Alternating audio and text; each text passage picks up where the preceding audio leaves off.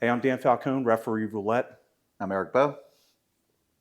and we're going to start talking about one of our favorite subjects, which is AAU season is upon It us, is upon us, and the nightmare that it is. and it's the it's the blooding of all of the officials. It's like you make your bones Yeah, I working mean, these, if you can get through AAU season, you can get through any kind of basketball or almost any sport. which is crazy. You figure you start with something easy, Yeah, I know, right? and they don't do that to you at all. It- Everybody wants to win a championship that weekend. You basically, I guess AAU, the perfect depiction of AAU would be you take a team, you make them fly to some obscure location and get a hotel, feed them bad food for 2 days, and then give the kids that win a plastic statue about this tall, and or a T-shirt or a medal. or a medal, That's true. The right? T-shirts are big too. Are you trying to say that when they come to here, to King of Prussia or our surrounding area, that Wawa is not good food? Well, Because that's what they do. That's all they want. it's Wawa, it's whatever's fast and it's whatever's like Well, available. yeah, if they're in King of Prussia, Chick-fil-A and Wawa are like So right you next to pay each you other. pay an exorbitant amount of money for no home cooked food. You're in a hotel. How much do they pay them for entry? Isn't it like $375 or something like that? Well, it's such a not really crapping on AAU, but like the venues that they charge the teams a fee, then they charge the parents each $20 to see their own kid for the weekend. That's a weekend pass. Yeah, Right. like it's crazy. Right. Ooh. See, we're so bougie here, right? Yeah. But no, it's and then actually AAU is where I found out I was a commodity because they want to get the game started and get the next game on. Get the game started and get the next game on. And yet, they never let us do that. Yeah. Because no matter what happens, it could take forever. Once the game started at 8 o'clock in the morning, they might run around to what, 10 o'clock at night? Yeah. And then once it gets started, whatever happens, it always runs late. Because if you have guys that are calling the game appropriately, like we know how to do, and we call the fouls that we have to call, and we do what we're supposed to do, we pretty much end up on time. Yeah, you'll see like the horror stories where like something happens with the referee and then the coach runs out or whatever or parents run out and it's because the ref didn't make a call. And it's difficult because on one hand you've got the venue saying keep these games going on time, and then you have the coaches and players that want you to call everything, and you have that meet in the middle somewhere. And you're exhausted because you're doing, 2, 3. Back in the day, we were doing 5, 6, 7, 8, 9 of these games. Now it's 2 or 3 games. Early on, yeah. But the level of play is good. So you're getting tired. You have a time crunch to get the next game started, and it's just a catastrophe. It's absolute catastrophe. But it's just that mental space you have to get yourself into to be ready for it, prepared for it, and get out unscathed. That's the most important thing. Which I listen to music on the way in to get myself pumped up. Where some people just listen to. I don't do that. Nothing. No. Right. Silent car. Silent car. I talk to myself. I look in the rearview mirror and I play the coach and the ref, and I have those conversations ahead of time so that when they actually happen, I have the answer ready to go. Because there's nothing worse than not being prepared for. See, you know what? I'm mocking you for this, but I should mock myself because I will sing unabashedly, shamelessly on the way in, whatever these songs that I like, just to get myself worked up. So when I walk in the door, I'm just ready. I couldn't care less about anything that happens. Just couldn't care less. Well, I sing too, but usually it's when the music's playing when I'm on the court, and I have to break the mood. Yeah, well, I've seen you do that. You're doing like Billy Crystal with the white man overbite and stuff like that. Yeah. Well, sometimes that does make that. Sometimes it works, but if you don't have any rhythm, but I have rhythm. I can dance. You can dance? Yeah, we actually will have to upload a clip. I got some stuff. I'm serious. You don't want to just get up right now and it's too confined. My knees bugging me, and it's hot in here. Jesus Christ. We'll have an uploaded video. We'll have an uploaded video. I wasn't told. I wasn't prepared for that today. But I think what's funny is like we say all this, but I feel like the horror that ensues, like just some of the situations, like whether we're being struck or cursed at, or it's hard. But what helps me, and I never talked to you about this, is I watched the scene in Roadhouse in my head. Stay with me. with not the new one with Conor McGregor and Oh, stuff no, like that, no, but the no. old With, one no, with no, Patrick please. Swayze. Oh yeah. So Dalton's hired to go in to Roadhouse, That and quote Roadhouse. I love you. it helps. And he says, Yes. "Be nice. It's just a job. Yes. They can yell at you, curse at you, whatever. Be nice, and then I'll tell you when to not to be nice, right? So I always feel like if I'm nice, or if I don't open up that Pandora's box and say something controversial to the coach or parent or player, Right. I can get through it. Right. That's the most important thing. But we had a nice speech with one of our chapter meetings. We had Tim Kelly's an NCAA official came in, and he talked about the 3 F's: fair, firm, and friendly. Yeah. So call the game fairly, be firm with your, dictation of what you're doing, Mhm. and then ultimately be friendly because we're there to give the kids a good game, not to placate the parents and the coaches and stuff like that. But that friendly thing keeps hitting, and that's why I feel like I've disarmed coaches that are really angry by walking up to them like with a goofy grin, like, "Hey, what can I do?" Like screaming, and they bring their level down, and it's helped me. But I can see that. I can see where that would work with you. That's what I do now. Yeah, I know. When we first started, when people were just yelling and screaming at us, you don't really know. I mean, we all have people skills to some extent, right? Mm-hmm. But when you're just getting yelled at over 10-year-old kids playing basketball, and what do you mean it's a travel? It's a travel. The kid established his pivot foot, he stepped, and then he picked up his pivot foot, and then he set it down again. It's travel. So you explain it. That way. I just start pointing at people and making them leave the building. I used to do that. We used to do that. But what I'm saying is at least initially you'll try. I would try to, like, coaches, yeah. They'll try to say stuff like, "Oh, that wasn't too many steps," and it's not what it says in the book. The book is about pivot, step, pivot, and you can never go wrong. One of our guys from the Norristown chapter, who I won't name him because we don't want to drag anybody in there. He said, "Look, if you know the rules, you can be a complete asshole, because if it's in the rule book and you quote the book, they don't know. They think it's the NBA, they think it's college, whatever it is, whatever they think it is, the rule. So that doesn't necessarily mean you want to be an asshole, but you can be. that makes you feel better. It does, yes. But it still doesn't stop that. Like, so I remember when I first got started, people be screaming, going crazy, and I didn't know what to do. I didn't know how to call a technical foul. I didn't know anything. And then I watched a partner of mine throw the first person out of a gym. And then I thought I had license to just take care of my problem. Do you remember who it was?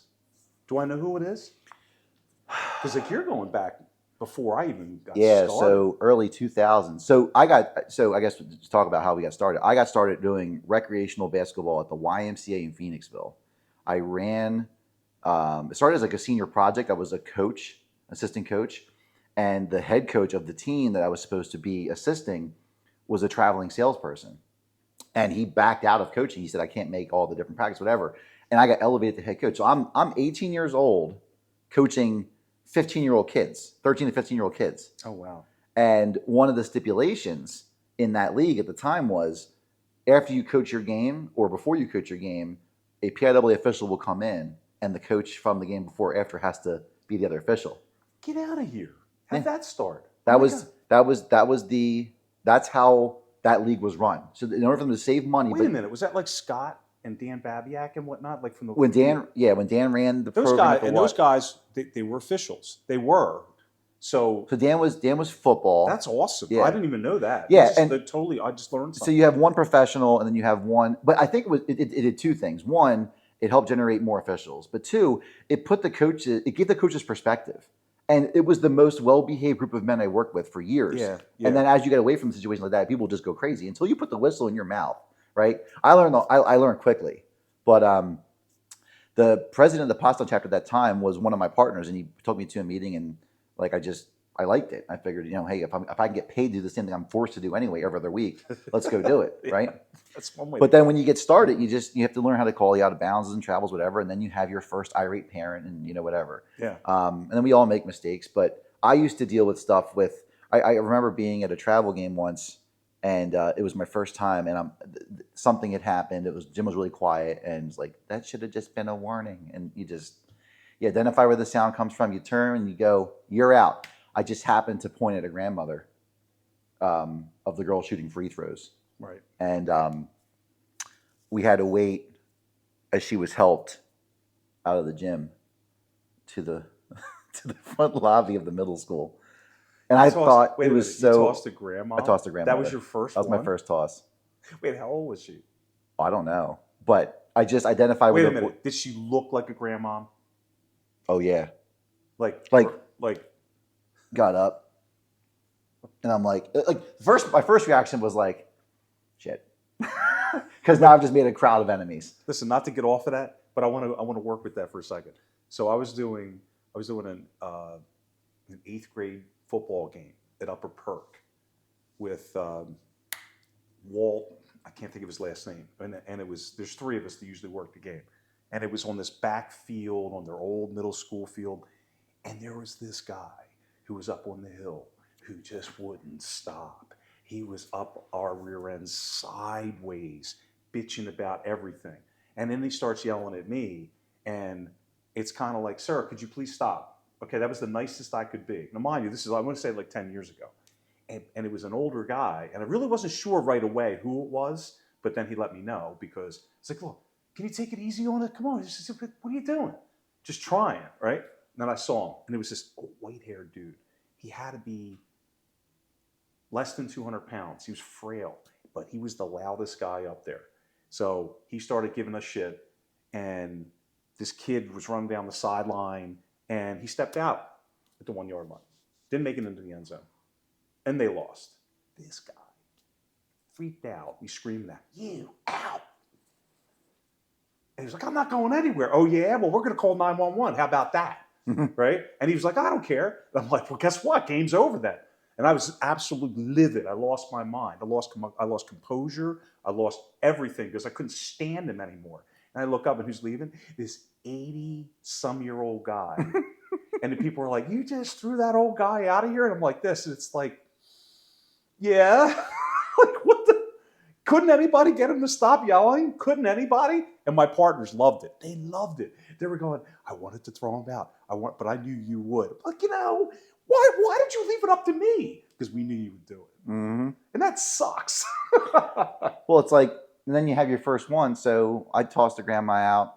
And I feel bad about it. At least I threw a grandfather. Well, you threw a grandma. Well, going back and then to tie it in, like in AAU, like we ran a tournament. There was one they used the fellowship house in Cunchie as a venue spot, and we started the day, and it was fine. Like the game was fine. It was a great game up and back. There's probably like 18, 20 people in the crowd, so it wasn't like a big thing. But it was just they were all behaving themselves, and it was just sneakers and basketball bouncing. It was beautiful. Mm-hmm.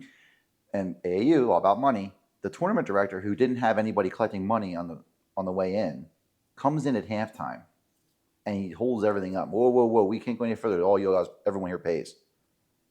Now I got enough. Wait, what? Oh yeah, at the fellowship house? Yeah, they didn't collect any. I've never even heard of that. It was rented out. It wasn't the local community running it. It was rented out by another organization.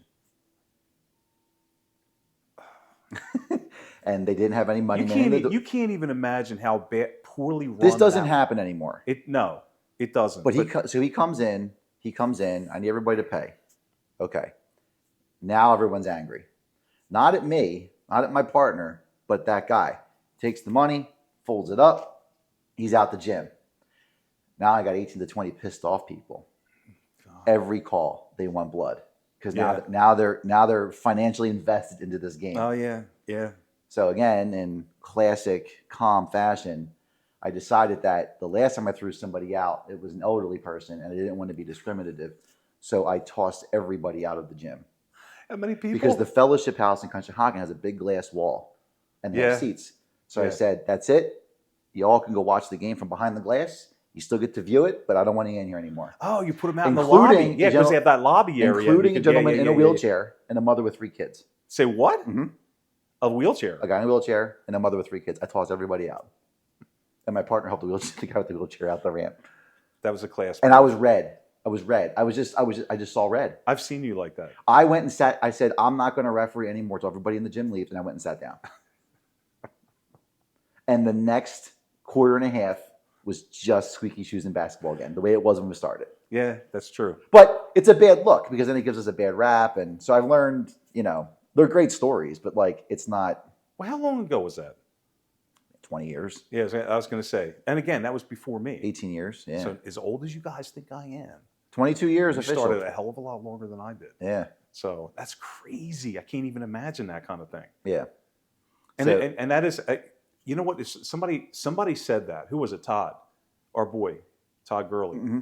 And I don't care if I use his name because he'll love it. He'll take the plug.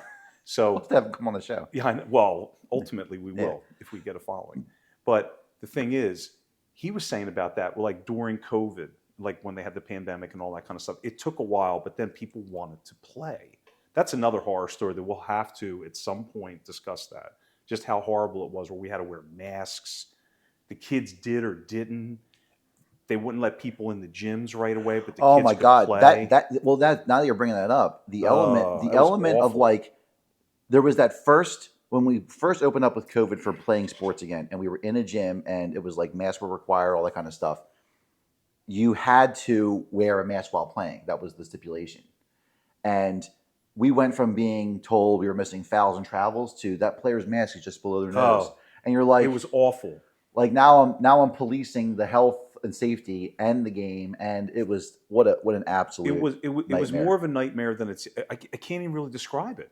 And it was actually worse than when people just yell at you for calls, because it's like at the time they had people believing that somebody's going to die. Yeah. Or somebody, oh my God, someone's going to bleed on somebody. Oh my God, someone's going to breathe on somebody. It's like, yeah, they're still playing basketball. That mask isn't really going to save anything. I'm no doctor, but.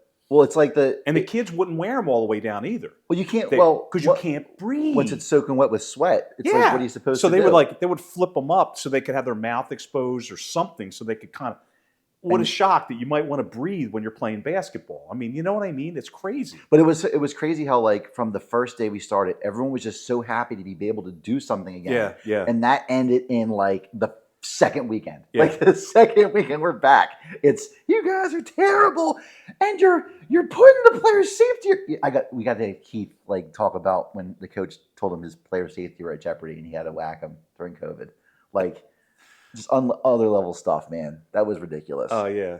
But you were in it like thick because I had retired at that point in time for a 2-year period to go coach, and I loved coaching at that time too because again there was no parents in the gym; it was just me and the players. But it sounded like basketball at that time sounded like a practice would be like you would conduct. It's just you, the kids running around, the ball bouncing, and sneakers squeaking because you're in the gym. Like there's no one watching you, and it's kind of like easier because you don't have to worry about anything. You're just reffing the game. It's right in front of you. You have to worry about grandma or grandpa freaking out on you because they saw something because they were watching their grandkid. And they were like, oh, no, that's a horrible call. Wait a minute, he got fouled. He got raped over there. Oh, my God. Like that kind of thing. Mm-hmm. And then we started out talking about this with AAU, but this is just basketball in general. Like some of the stuff, like some of the venues you end up in and some of the things that happen, it's crazy. Like some of the people just act nuts. And it's only gotten worse, actually. Yeah. Like it's more and more, I believe it's more and more dangerous now. But, like think about it. I had mentioned to you earlier, it's not even AAU. I was doing that men's league. There was a league in Philadelphia. It was called the Philadelphia Man's Basketball League. Man's, not men's, man's. PMBL. Okay? Mitch Zimmerman used to assign it. Rich Kirby, the now deceased Rich Kirby, he used to assign it. And then Mitch got it back, and then Kirby stole it back again. Right? And it used to be the coolest thing you've ever seen. It really, really was. Because they had people that were like college players or even some professionals and stuff like that, almost like that. Are you guys from Europe that came back? And what's that? Guys that played in Europe that came back? Or But all from around our area. Yep. Like Philly, like people played DV1, DV2, whatever, Division I, Division II basketball. And they came back, or they were around and they got teams together and they would put them in gyms around the city that I didn't even know existed. Like we were like I was in a church in North Philly somewhere that was like so old school, it felt like it was from the 1920s or something like that. But it was a nice court. It was a really cool venue to play in kind of thing. It almost felt like Hoosiers, let's just say that. But they would send us to all these different places, and these guys would play ball, And it was high-level ball. It's not high school ball. It was guys that have played Division I basketball, but now they're 25, 30 years old. Now you got men playing. And it was great. We had such a good time with all that. But that just disintegrated over 3 years. It started like this. 3 years later, now you have all the silliness that was like an AAU tournament kind of thing. Like the guys weren't just playing basketball. Now they're fighting. Now they're bitching. Now they're just, and then none of that happened before. But they just, and because they're adults, they still think that they can play. And some of them could actually play pretty well. Some of them aren't as good as they were in high school. They don't remember that. Well, they don't realize that. Well, believe it or not, there's a venue local that's close to here that, for a men's league, required the officials to have background checks before you worked there. But the people playing in the league did not. Were ex-cons. There's some players were ex-cons. Oh. And we had an incident one night where one of our officials was struck after the game by somebody who has done time. Yes. So explain to me the logic of having to have a background check to go work in a facility as an independent contractor, yet your clientele can be flat out criminals. And that was a shit place too. Yeah. It was awful. But like but because basketball, and he got punched out. Yeah. Wait, he was you know what? I really want you to say that. Tell that, because that's important. It's not just got struck. This guy got rocked like a bad habit. He got knocked out. Yeah. Yeah. And then the other guy got hit too. Yep. Who went to defend him, not to get in a fight, right? But at least went to protect him, and he got popped too. And how long did it take those guys to go through that lawsuit? Because you have to. If you don't pursue it, it's. I mean, we could definitely talk about that if we have some other big incidents that we're going to bring up, and we'll have to talk about the length and stuff and what the repercussions were. Because, like, I feel like, again, these are not professional athletes, whether it's the men's league or these kids leagues at AAU. They're not professional athletes. They're not getting paid. There's no incentive other than to just play the game. And yet, most of them don't have insurance. They don't. Right. They're just, if they're out there running recklessly, or reckless abandon is what I'm looking for. They don't care. And if they hurt you, they hurt themselves. They don't. Well, I guess that's what makes me the most nervous is when you have teams from out of the state, because now you don't know anybody, and they don't know you, and they don't care. I think we have more incidents with teams coming from outside of AAU wise, but go back to that men's league thing, because that's important. Like, and these are guys that could be coming up from Philly. They could become, now mind you, anything coming out of the city, you have no control over any of that. You just don't. You don't know who's coming up. But most of the guys in the area, we've been around long. We have an idea who they might be, where they might have been. And you actually have a chance because you might have reffed them at some point or another. Or you shop in the same grocery store or something. There's and you've run into them. Or like the YMCA or something where like you could actually say, hey, I remember you from such and such high school, man. You were great. Like that kind of thing. And then maybe they won't yell at you. You sincerely appreciate them for who they are, because if you just go up and schmooze up with them, they know. They know that you're just trying to or if you had an incident with them anywhere along the line. But that kind of thing's important. That's really important, because locally, these people will come in that you don't know, and then you don't know.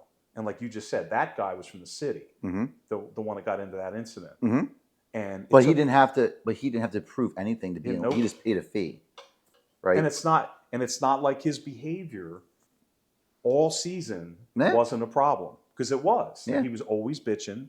So you kind of know. Some people, they start bitching at you right away. And you already know, or they start acting threateningly, uncomfortably towards you. And then you're uncomfortable. But you kind of work it along. You just kind of like... Well, so the perfect example of that, right? I refereed a CYO game, this is years ago, with Paul Kay from Pottstown. We're right where I live now, near St. Eleanor's Church in Collegeville. And there was a kid in the game that had an issue, and we had a technical foul. But it was one of those things where it was just like, okay, here it is, move on. No one really said anything. The gym didn't get all out of hand. It was just like one of those normal things you had to kind of like just deal with. So the game's over, and this gentleman comes over, and he goes, why do you guys always pick on my kid and give him technical fouls like that? Now, that's an interesting statement, because this is my first game in this gym with this team. I have no idea who this kid is. So that tells me there's a pattern of behavior. Yeah. Because if I'm calling it because I've reached my limit of tolerance, then this is the bar this kid has set. Yeah. So that's an interesting dynamic too. It's like, so that guy thinks that we're targeting his son. I have no idea who his son is. Right. And until he brought that up, I just thought it was a kid that lost control and lost his composure, and we just dealt with it, right? Yeah, because most of the time we just go into a game reffing the game. I'm not worried. I have But- no agenda. I'm just But there if to you have ref the game. somebody, if you have somebody there consistently, like the venue where the guy that was a Yeah. jerk all season, every single night there's an issue. At some point, isn't somebody going to step in and go, maybe this isn't for you? Try chess. I heard soccer is growing in the area. Well, that venue, they actually had indoor I soccer. know, and they have hockey. And they have It hockey. smells amazing in there. Yeah, it does. Yeah, it's It's like an armpit. It's a shit place. Yeah. It really is. And the people that were working there didn't give a shit about us either. Because it's not our job to fight anybody. It's not our job to do anything but referee the game, right? Yeah. It's like, hey, 911, anyone? Help? Really? And those guys didn't do anything. That venue was probably the worst when it came to that. They were like, well, what do you want us to do? Well, you've got people that need to go to jail Yeah. for what they're doing, and you're not going to... Like if that incident happened at a bar, like Yeah. downtown Phoenixville, they're all in the car. That's a great point. They're all in the car. Yeah. I mean, Oh, yeah, they got the Paddy Wagon and everything, man. you just said Paddy Wagon. What did you want me to say? I know what he's thinking. Oh my I know what God! he's I thinking. can't wait till we I don't wanna drive. hear I about how can't wait old till I we am. drive home. Paddy Wagon. Same. Sorry, I had to do it. That's okay. Mock away. It's okay. But so there's a video, and maybe we'll have to get Glenn's permission to upload it. But remember when he had the issue with the coach? The kid had the foul on the floor. You see him go out of frame, come back in frame with his phone, and the guy knocks the phone out of his I hand. got 'cause it right here. I can 'cause play it he's- right now. I've So got it. we'll have to see if we can upload it at this point in the video. We'll give There's it a to way to you. do We'll that. give you guys that. But he makes the call, goes out of frame, comes back in frame with his phone because the coach chases him, and he's calling the police. And the guy knocks the phone out of his hand and bumps him. So you've got basically you have assault right there. Yeah. I don't think that guy ended up leaving in cuffs. I don't think he ended up leaving in cuffs either. No, I don't think so.